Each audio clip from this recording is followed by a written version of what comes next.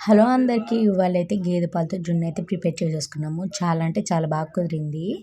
మా అత్త అయితే ప్రిపేర్ చేసేసింది. చాలా పర్ఫెక్ట్‌గా కుదిరింది. మీరు ట్రై చేయండి. ఫుల్ వీడియో వరకు చూడండి. ఫస్ట్ అయితే ఒక స్టీల్ గుండెకి తీసేసుకొని 1 లీటర్ పాలు జున్ను పాలు అయితే పోసేసుకొని ఇంకో లీటర్ ఏమో మామూలు పాలు అయితే పోసేసుకోవాలి. అదొక లీటర్ ఇదొక లీటర్ అయితే పోసేసుకోవాలి.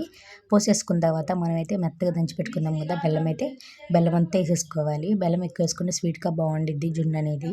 బెల్లం అంతా వేసేసుకున్న తర్వాత మనం యాలక్కాయలు దంచి పెట్టుకోవాలి. పక్కనైతే యాలక్కాయలు అయితే వేసేసుకోవాలి. యాలక్కాయలు వేసేసుకున్న తర్వాత మిరియాల పొడి కూడా వేసేసుకోవాలి. 2 వేసేసిన తర్వాత బెల్లం అనేది మొత్తం కలిసిపోవాలి కదా, మొత్తం బాగా కలపాలి.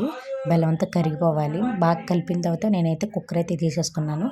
కుక్కర్లో కొంచెం వాటర్ పోసి దాంట్లోకి అయితే స్టీల్ గుండుగా మనం పోసి పెట్టుకున్నాం కదా జున్ను పాలు అయితే మొత్తం పెట్టేసుకోవాలి. ప్లేట్ పెట్టేసిన తర్వాత మనమైతే రోల్ అయితే పెట్టేసుకోవాలి.